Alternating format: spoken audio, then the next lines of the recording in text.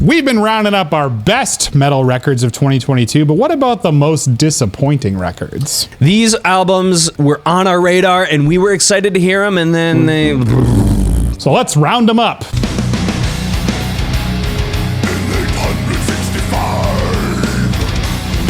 My first pick is Amon Amarth, The Great Heathen Army, released August 5th. I'll never not respect Amon Amarth. I'm just going to start there for releasing some of the best Viking melodic death metal ever to grace the genre. But man, The Great Heathen Army seriously fell flat and disappointed me this year. While Amon Amarth have paved the way in metal for amazing production, huge stage shows, and cinematic music videos on their YouTube channel, as metal fans, I can't help but feel like that the band has developed into a washed out, lukewarm version of their previous glorious persona. While I will give them that they sound very tight and polished on The Great Heathen Army,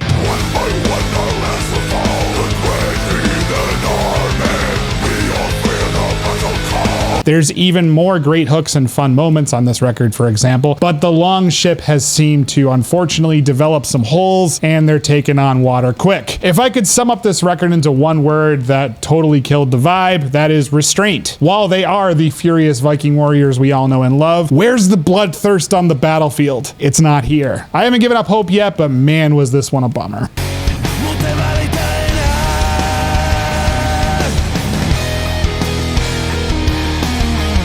Vili Valhalla could have been one of the better Suomi metal albums of 2022. Turned out to be a bit of a disappointment with this record. Poison Black and Sentence have put out some of the best in gothic and Suomi metal of all time, dude. So when the former singer of these bands grabs some highly experienced Finnish musicians, Lullacry and Gandalf, these guys have some serious albums under their belt. You have higher hopes, or at least we did.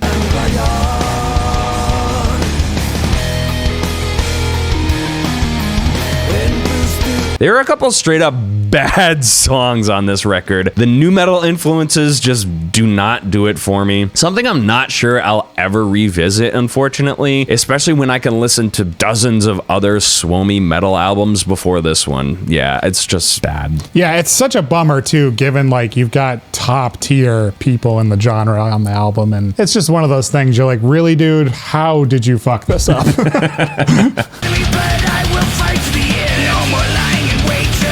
Megadeth, The Sick, The Dying, and The Dead, released September 2nd. I know I'm going to catch flack for this, but I'm just going to be honest, right? You can appreciate honesty. It's just an opinion, folks, at the end of the day. But Megadeth's new record did absolutely nothing for me. Let's start with the positives, though. This band has some of the most talented musicians in the world, bar none, and the technical prowess is all over the place on the new record in a good way. From razor-sharp, ostentatious playing of Kiko to the pristine solo work, the pummeling drums of Dirk, and that legendary bass groove of Steve DiGiorgio. And there's also some surprisingly strong vocal performances from Dave. How could you go wrong? Well, to me, this album feels like a recovery effort for the diehard fans of the band. They threw every era of the band at the listener, hoping to see what could stick. And to me, the record felt incohesive and like a dorky little brother that just isn't taken very seriously. Do I hate The Sick, The Dying, and The Dead? Absolutely not. But with legendary players of this caliber, I was expecting to have a lot more fun with the record than I did. Yeah, you know, Sepultura did something similar with Quadra, taking kind of different pieces of their eras, and they murdered that album. Megadeth, you have big shoes to fill if you want to do something similar to what they did. If I listen closer to the silence, will it tell me yet? Man, look, we can't say enough good things about The Darkest Days. That is a seminal album, absolutely essential listening in the 90s American industrial goth metal scene. For this band to take almost 2 decades off and come back with something so mediocre is just really disheartening. I, unfortunately, maybe seem to be the only one that was disappointed by this record, though, because it looks to be very highly rated. Look, I had very high hopes for it, but like many bands that have been idle for so long, they came back with a bit of a misstep in their delivery.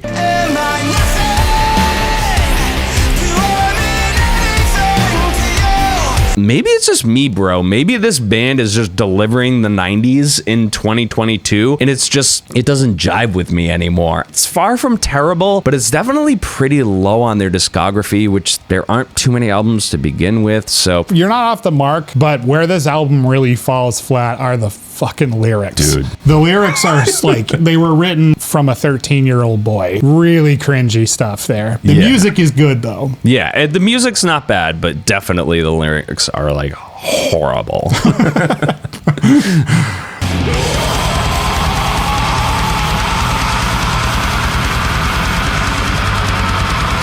Dark Funeral, We Are the Apocalypse, released March 18th. I feel bad for shitting on Dark Funeral. I'm going to just start there. They've always sort of been in the shadows of the bigger and better black metal acts, but throughout their discography, they've always had one very prominent theme, and that is be relentless, vicious, and most of all, fucking forget staying on the safe side. You can tell that the band wanted to create a version of their art form that was more accessible than their earlier hellish catalog. And while I do appreciate when bands go that route sometimes, We Are the Apocalypse simply feels way too much was given up, that there was just nothing redeeming about it.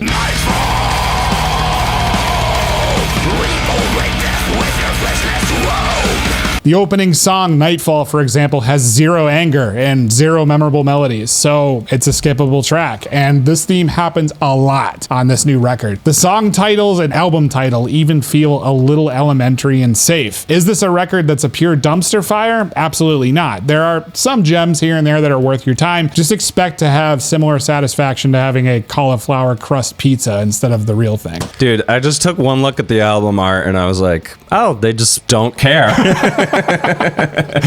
So I won't care then. Come on, guys. I know you can do better than that.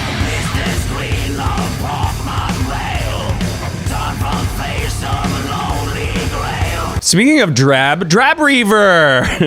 Hey, Rob, been watching your stuff, saw you over at the Metal Meltdown, put this on your list, and I was like, that DiCaprio meme. Yes, great pick, Rob. What more do we really need to say about this album, dude? It was fucking weak, man. I didn't expect much, given Abbott basically seems to have, like, given up, basically. You know, it was like videos of him just, like, drunkenly falling over on stage and shit. He just doesn't seem to care anymore.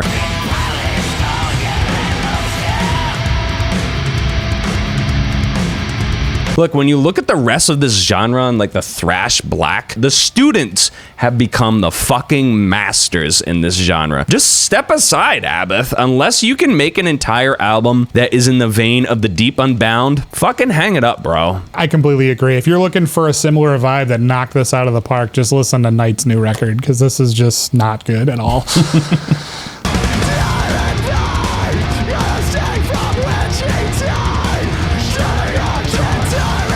Ibaraki Rashomon released May 6th. My biggest frustration with this project was that it was marketed as a black metal record. To start, the album was made in collaboration between one of our musical idols, Ihsahn, and also Matt Heafy of Trivium. Listen, I love Matt and I love a lot of Trivium's work, but the decision to use Matt's vocals as the focal point of Rashomon completely ruined and disappointed me compared to what I was expecting. I was hoping for something that was explorative, into the progressive black metal territory, basically like Matt's riffs with Ihsahn's vocals, for example. What we got couldn't have been further from that. I feel like that this made the record completely fall flat for me, and it bummed me the fuck out, to be honest. Let's get one thing straight though. The music is phenomenal in a lot of places, and surprisingly, Matt's clean vocals are fucking awesome. They add a lot of warmth to the record, and it was extremely surprising and welcomed.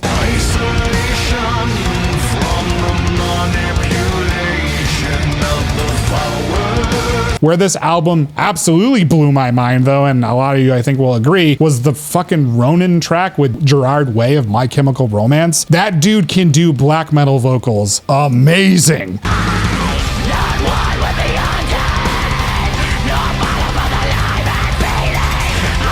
Holy shit, why the fuck isn't the entire record like that? Unfortunately, we ended up with a mashup of some really cool ideas, but Rashomon honestly never hit home as much as it totally could have with the roster that contributed, and it was a big bummer for me. Very unfocused, which was a big surprise because you have like these huge players. It was not anything to write home about. Yeah, and it sucked because I really wanted to love it. Yeah.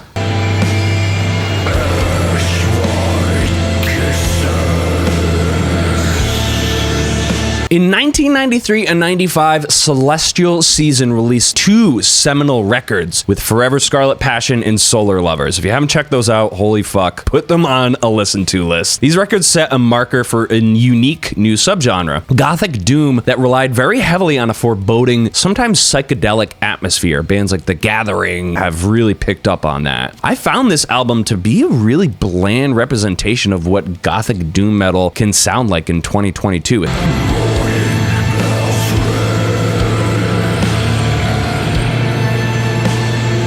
Especially if you watch our best doom metal lists, like you're gonna hear some amazing Gothic doom metal albums, but this one just really fell short. Sonically, this record does not have what it takes to hold up against its contemporaries. The follow-up, Mysterium 2, just came out last week, and to be really honest, I'll probably check it out just because I'm curious to see what Celestial Season is gonna bring to the table, but Mysterium 1, really disappointing. Yeah, it was a bummer because Celestial Season are heavy hitters in the genre.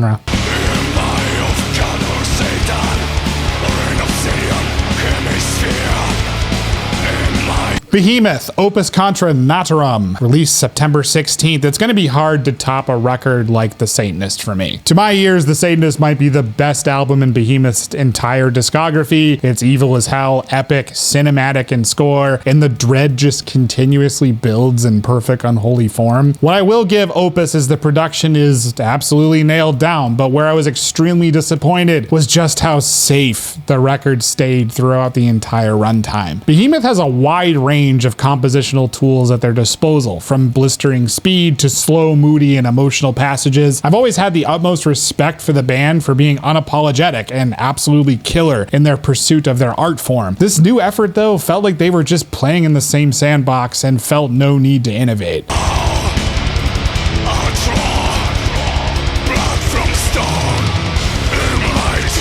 Sticking to those extremely annoying spelling tropes of the blackened genres as well, replacing all of the U's with V's. Stop it. It's fucking annoying. Is this a skippable record? No, I don't think so. It's worth a spin if you're a diehard fan, but this band can and should have produced something a lot better than this record. I'll gladly keep my copy of The Satanist at hand instead. It sucks to see them come out with something that's just so blah and like falls in the middle, lower portion of their discography, especially with, like you said, albums like The Satanist, which are just mind-blowing. I guess I'm not super surprised. Behemoth is one of those bands. It looks like they're starting to feel kind of tired.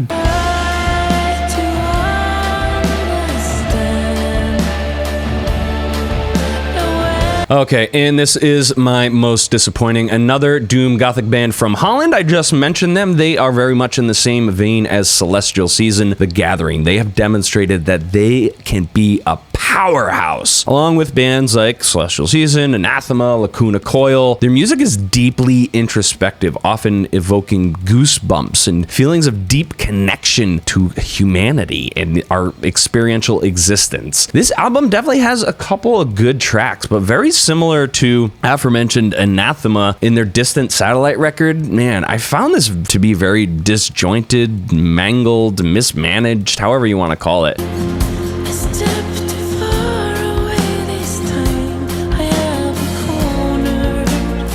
Yes, this band has put a couple of great songs on here. Overall, this is my least favorite and definitely something that was highly disappointing. Yeah, I mean, especially if you got a band that put out an album like Nighttime Birds and then jump to like a totally different genre like If Then Else, you would think that they could jump around fine, but this was a flop. Hard flop. What were some albums that just did not meet your expectations? Leave them down in the comments below. Go with the God's Forge Masters. Remember, The Satanist is the best Behemoth record.